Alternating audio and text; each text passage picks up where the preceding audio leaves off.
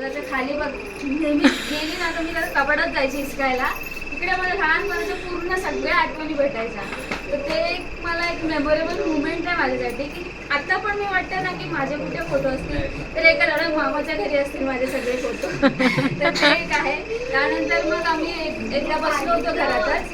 तर मग त्यांना मी विचारलं की आम्ही असे यूथ आहोत, आम्हाला काय जॉब वगैरे नाही आहे, तर मग कसं काय. तर मामाने खूप असं इन डिटेलिंगमध्ये मला त्यांचा स्ट्रगल सांगितला की आपण असं बोलतो की गव्हर्नमेंट जॉब हां चला असंच लागलं, हे लागलं ते लागलं. पण त्यांनी पण त्यांचं त्यावेळेचा स्ट्रगल सांगितला की मला असा जॉब नाही भेटला म्हणून.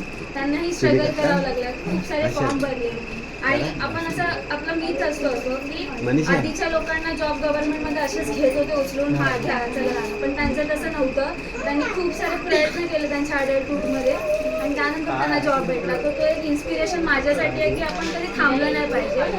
आणि नेहमी मामी, स्पेशली मामीबद्दल मी म्हणते की कधी मी त्यांच्या घरी गेली, लहानपणापासून माझा असा स्वभाव आहे की मी खूप गडबडीवाली पोरगी आहे, थांबणारी नाही होती लहानपणी. पण त्यांनी पण कधी पण गेली आहे तर त्यांनी हा बाई बस तुला काय हवंय काय नको आहे, तर नाही मला ओरडलं पण आहे. त्यासोबत त्यांनी प्रेम पण दिलं की तू खा. तर ते एक मामीचा स्वभाव मला आवडतो. दोघंही खूप गोड आहेत माझ्यासाठी.